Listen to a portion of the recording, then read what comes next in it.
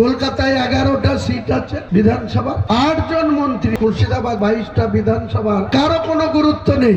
কলকাতায় 11টা সিট আছে বিধানসভা, 8 জন মন্ত্রী, এক একজন 3টে-4টে করে দপ্তরের, শশী পাঁজা 3টে দপ্তরের মন্ত্রী, চন্দ্রিমা ভট্টাচার্য 4টে দপ্তরের, অরূপ বিশ্বাস 3টে ছিল, এই যে মেসি এসেছিল বিখ্যাত ফুটবলার, বিশ্বের আর্জেন্টিনার তারকা মেসি এসেছিল, সেটা মানুষ 25,000 টাকা, 15,000 টাকা, 16,000 টাকা করে টিকিট কেটে, শুধু বাংলার না, কলকাতার না, বাংলার বাইরে থেকেও তারা প্লেনের টিকিট করে মেসিকে দেখতে এসেছিল।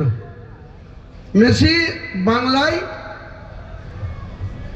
মানুষ ওই স্টেডিয়ামে প্রবেশ করে 27 মিনিট মাত্র ছিল, যার 2.5 ঘন্টা থাকার কথা বিশৃঙ্খলার চোটে আর মুখ্যমন্ত্রীর পরিবারের সদস্যদের আর অরূপ বিশ্বাস ক্রীড়ামন্ত্রী তাদের পরিবারের সদস্যদের নিয়ে 27 মিনিট ব্যস্ত থাকলেন।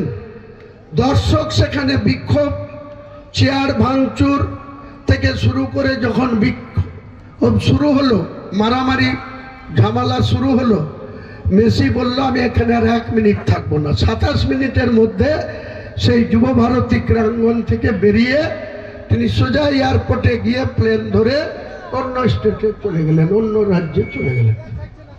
এই দায় কার? মমতা বন্দ্যোপাধ্যায়ের প্রিয় ভাজন অরূপ বিশ্বাসের। নাটক করছে এখন, তিনি ক্রীড়ামন্ত্রী থেকে পদত্যাগ করছেন আর সেটা অ্যাকসেপ্ট করে আবার 6টা দপ্তরের মুখ্যমন্ত্রী, তিনি আবার সেটার দায়িত্ব নিয়ে নিচ্ছেন অ্যাডিশনাল। অনেক কথা আছে গ্রামগঞ্জে, রাজা